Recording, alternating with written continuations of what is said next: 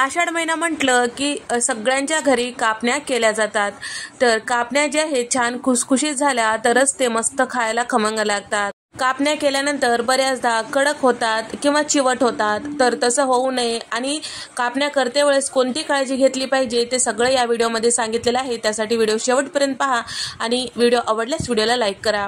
तर या इथे मी 2 कप इतकं गव्हाचं पीठ घेतलेलं आहे। तर वाटीनं मोजल्यास इथे मी 2 वाटी गव्हाचं पीठ घेतलेलं आहे। तर या ठिकाणी जी वाटी घेतलेली आहे ते कपाच्या प्रमाणाची आहे। सोबतच 2 चमचे बेसन पीठ बारीक असलेलं घ्यायचं आणि 2 चमचे बारीक रवा घ्यायचं। आता या पिठामध्ये टाकण्यासाठी इथे मी साधारण 5 चमचे इतकं तेल छान कडकडीत गरम करून घेणार आहे। चिमूटभर मीठ सुद्धा टाकलेलं आहे, म्हणजे गोड पदार्थामध्ये मीठ टाकलं की चव छान लागते। तर छान गरम करून घेतलेलं जे तेल आहे ते यामध्ये टाकून घ्यायचं। सुरुवातीला चमच्याने छान व्यवस्थित मिक्स करून घ्यायचं, त्यानंतर हाताने पूर्ण पिठाला व्यवस्थित लावून घ्यायचं।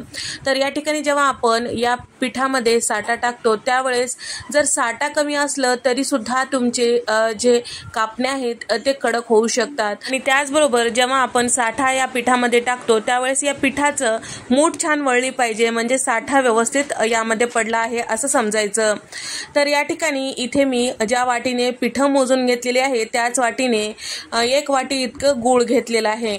लक्षात ठेवा 2 वाटी गच्च भरून गव्हाचं पीठ आणि 2 चमचे इतकं बेसन पीठ आणि 2 चमचे रवा, यासाठी 1 वाटी गच्च भरून असलेलं गूळ।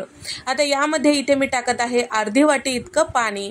तर आता हे पाणी आणि गूळ आता हे सगळं छान व्यवस्थित मिक्स करून घ्यायचं आणि गॅसवर ठेवायचं। आणि त्या ठिकाणी आपल्याला पाक वगैरे काही करायचं नाही, फक्त या पाण्यामध्ये गूळ जे आहे छान विरघळून घ्यायचं आहे। त्यानंतर हे गरम असलेलं हे गुळाचं जे पाणी आहे आपल्याला छान गाळून या पिठामध्ये टाकायचं आहे, म्हणजे कचरा वगैरे काही असेल तर ते निघून जातो। गरम असते वेळेस आपल्याला हे गुळाचं पाणी पूर्ण व्यवस्थित या पिठामध्ये मिक्स करून घ्यायचं आहे। तर गरम असते वेळेस या पिठात मिक्स केल्यामुळे कापण्या छान खुसखुशीत तयार होतात। सुरुवातीला आपल्याला सगळं छान चमच्याने छान व्यवस्थित मिक्स करून घ्यायचं आहे। जरी हे मिश्रण सुरुवातीला सैलसर दिसत असेल तर जसजसं हे भिजेल तसतसं छान हे घट्ट तयार होतो। तर या ठिकाणी हाताला सोसवेल या पद्धतीने पीठ तयार झाल्यानंतर छान असं ज्या पद्धतीने आपण चपातीचं पीठ तिमून घेतो त्याच पद्धतीने हे सुद्धा तिमून घ्यायचं आहे। या ठिकाणी छान असं पीठ मऊसूद असं आपल्याला तिमून घ्यायचं आहे। जर तुम्हाला वाटत असेल पीठ जे आहे थोडंसं घट्ट वाटत आहे त्यावेळेस तुम्ही थोडंसं पाणी लावून याला थोडंसं सैलसर करू शकता। या ठिकाणी हे पीठ छान तयार झालेलं आहे। 10 मिनिटांसाठी झाकून ठेवूया। 10 मिनिटांनंतर हे पीठ जे आहे छान असं भिजल्या गेलेलं आहे, तुम्ही बघू शकता।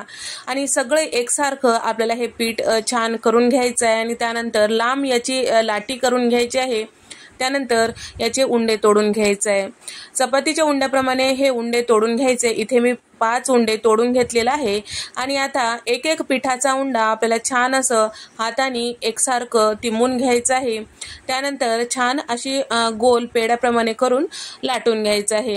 शिल्लक राहिलेले सगळे पिठाचे उंडे आपल्याला झाकून ठेवायचं आहे। कापण्याचं पीठ जर तुम्ही जास्तीचं मऊ ठेवताल आणि लाटते वेळेस अगदी सैलसर असेल तर तुमचे जे कापण्या आहेत ते चिवट होऊ शकतात आणि अगदीच जास्तीचं घट्ट ठेवताल तर ते कापण्या व्यवस्थित लाटल्या जात नाही आणि खुसखुशीत होत नाहीत। तर आता हे पूर्ण लाटून घेते वेळेस जर तुम्हाला वाटत असेल हे पीठ पोळपाटाला चिटकत आहे त्यावेळेस थोडंसं तेलाचा हात लावून तुम्ही हे लाटून घेऊ शकता। या ठिकाणी कापण्यासाठी जेव्हा आपण हे पाती लाटून घेतो थोडंसं जाडसर असं लाटून घ्यायचं आहे।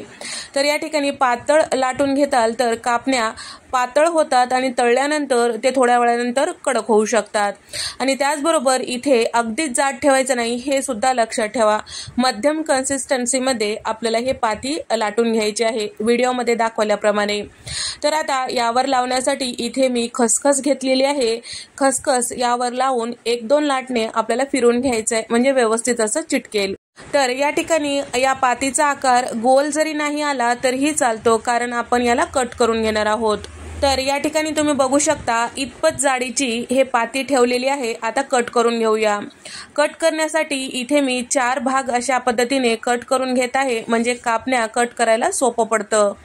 तर या ठिकाणी 4 करून कट केल्यानंतर अशा पद्धतीने इथे मी कापण्याचा आकार तयार करून घेत आहे। तर तुम्हाला जे कापण्या आहेत कितपत छोटे मोठे आवडतात त्यानुसार तुम्हाला कट करून घ्यायचे आहेत। याच पद्धतीने सगळ्या पातीच्या आपल्याला कापण्या तयार करून घ्यायच्या आहेत। ठिकाणी 2 ते 3 पातीच्या कापण्या इथे मी तयार करून घेतलेल्या आहे। आता तळून घेऊया। तळण्यासाठी मी आधीच तेल गरम करायला ठेवलेलं होतं। तेल छान गरम झालेलं आहे। तेल जे आहे मध्यम गरम असायला पाहिजे, जास्तीचं गरम नको। जास्त जर गरम असेल तर लगेच कापण्या करपतात आणि व्यवस्थित तळल्या जात नाही। या ठिकाणी तेल छान गरम झाल्यानंतर शक्यतो गॅस बंद करायचं आणि एक एक कापणी आपल्याला या पद्धतीने तेलात टाकून घ्यायचं आहे। तर गॅस बंद केल्यामुळे आपण जेव्हा कापण्या एक एक यामध्ये टाकतो व्यवस्थित सगळे एकदाच तळल्या जाते। जर गॅस चालू असताना जर तुम्ही टाकताल तर सुरुवातीला जे टाकलेले कापण्या आहेत ते लालसर होतात आणि नंतरचे जे तळल्या जात नाही, त्यावेळेस आपण तेलातून काढते वेळेस सुधरत नाही किंवा एखाद्या वेळेस करपू शकतो। त्यासाठी सगळ्या कापण्या या तेलामध्ये टाकल्यानंतर परत गॅस चालू करायचा आहे। लक्षात ठेवा तेल छान गरम झाल्यानंतरच कापण्या आपल्याला तेलात टाकायचे आहे। तर या ठिकाणी मी इथे गॅस चालू केलेला आहे आणि थोडंसं तळून झाल्यानंतर आपल्याला झाऱ्याने व्यवस्थित या पद्धतीने खाली वरे करून घ्यायचं आहे। तर सुरुवातीला आपल्याला चमचा वगैरे लावायचं नाही। कापण्याला छान व्यवस्थित आकार धरला की थोडंसं तळलं की मगच आपल्याला हे कापण्या पलटून घ्यायचे आहेत। एक एक कापणी तेलात टाकल्यामुळे याचा आकार व्यवस्थित राहतो। तर मध्यम गॅसवर आपल्याला हे सगळे तळून घ्यायचं आहे। अगदी कमी गॅसवर सुद्धा तळायचं नाही। इथे आपले हे कापण्या तळून झालेले आहेत। याच पद्धतीने सगळे कापण्या जे आहेत तळून घ्यायचे आहेत। शक्यतो तेलात जेव्हा आपण हे कापण्या टाकत असतो त्यावेळेस एक एकच टाकायचं आहे। 4 ते 5 जर तुम्ही एकदाच टाकताल तर ते चिटकू शकतात आणि व्यवस्थित तळल्या जात नाही आणि आकार सुद्धा व्यवस्थित येत नाही। कापण्या जे आहेत मोठ्या गॅसवर तळायचं नाही। मोठ्या गॅसवर तळताल तर ते लगेचच लाल पडतात आणि त्याचबरोबर ते चिवट होतात। आणि कापण्यासाठी आपण 3 पिठाचा वापर केलेला आहे, रवा, बेसन पीठ आणि गव्हाचं पीठ। गव्हाचं पीठ जे आहे न चाळता घ्यायचं, म्हणजे त्यामध्ये कोंडा असतो त्यामुळे आपल्या शरीराला भरपूर फायदा आहे। बेसन पिठामुळे छान असा खमंगपणा येतो आणि रंग छान येतो। सोबतच इथे रवा वापरल्यामुळे छान खुसखुशीतपणा येतो। यासाठी हे तिन्ही मिक्स करून आपल्याला कापण्या करायच्या आहेत, हे लक्षात ठेवा।